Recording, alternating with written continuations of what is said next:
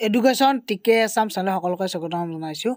আৰু বন্ধুসকল, সমগ্ৰ শিক্ষাৰ প্ৰকল্প সঞ্চালকৰ নিৰ্দেশনা, জিলাৰ ভিতৰত পদৰ সৃষ্টি আৰু শিক্ষক বদলিৰ দায়িত্ব বিদ্যালয়সমূহৰ পৰিদৰ্শকক, মানে স্কুল ৰেচনেলাইজেশ্যন আৰু লগতে পোষ্ট ক্ৰিয়েট। ইয়াতে আপোনালোকৰ 31 মাৰ্চৰ ভিতৰত দিব লাগিব আবেদন। প্ৰতিটো ব্লকত 31 মাৰ্চৰ ভিতৰত তাৰমানে ডাটা দিব লাগিব যে এতিয়া কোনখন স্কুলত কিমানজন ষ্টুডেণ্টছ আছে, কিমানজন টিচাৰ আছে, PTR চাই কিনে কি কৰিব লাগিব, মানে টিচাৰ পিউপিল ৰেচিঅ'টো আমাৰ ব্লক অফিচত জমা দিব লাগিব।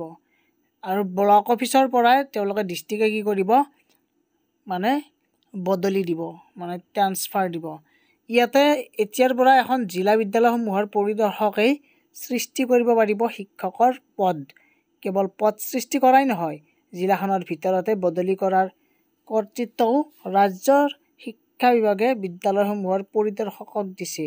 শিক্ষা সেতু এপত থকা তথ্যৰ ভিত্তিত বিদ্যালয়সমূহৰ পৰিদৰ্শকে বিদ্যালয়ৰ শিক্ষক আৰু শিক্ষাৰ্থীৰ অনুপাত পৰ্যবেক্ষণ কৰি চাই যিখন বিদ্যালয়ত শিক্ষকৰ প্ৰয়োজন আছে তালৈ শিক্ষক বেছি থকা বিদ্যালয়ৰ পৰা বদলি কৰি আনিব লাগিব শিক্ষকক সেই নিৰ্দিষ্ট বিদ্যালয়খনলৈ। ইতিমধ্যেই ৰাজ্যৰ সমগ্ৰ শিক্ষা বিভাগৰ প্ৰকল্প সঞ্চালকে প্ৰতিখন জিলাৰ বিদ্যালয়সমূহৰ পৰিদৰ্শক আৰু জিলা প্ৰাথমিক শিক্ষা বিষয়ালৈ এই সম্পৰ্কত নিৰ্দেশনা জাৰি কৰিছে।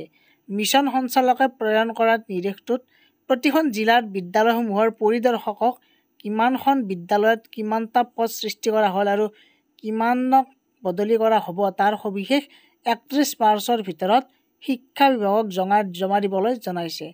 এই নিৰ্দেশনাৰ পৰাই এটা কথা স্পষ্ট যে অদূৰ ভৱিষ্যতে ৰাজ্যৰ বিদ্যালয়সমূহত নতুনকৈ শিক্ষক নিযুক্তি দিয়া নহ'ব।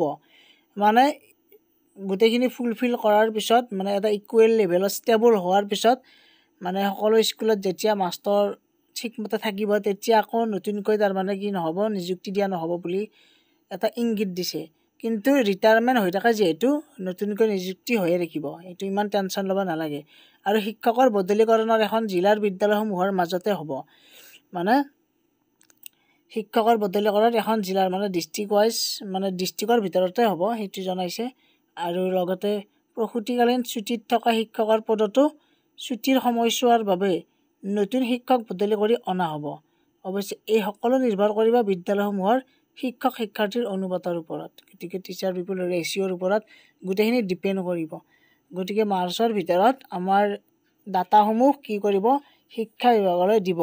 দিয়াৰ পিছতহে কি কৰিব, আমাৰ ট্ৰান্সফাৰৰ লিষ্ট ওলাব, ৰেচনেলাইজেশ্যনৰ লিষ্ট ওলাব, আৰু নতুন ক'ত পোষ্ট ক্ৰিয়েট কৰিব লাগে তেওঁলোকে ক্ৰিয়েট কৰিব। গতিকে ভিডিঅ'টো এইখিনি আছিল, সকলোৱে শ্বেয়াৰ কৰি দিব, ছাবস্ক্ৰাইব কৰি বেল আইকনটো প্ৰেছ কৰি আহক।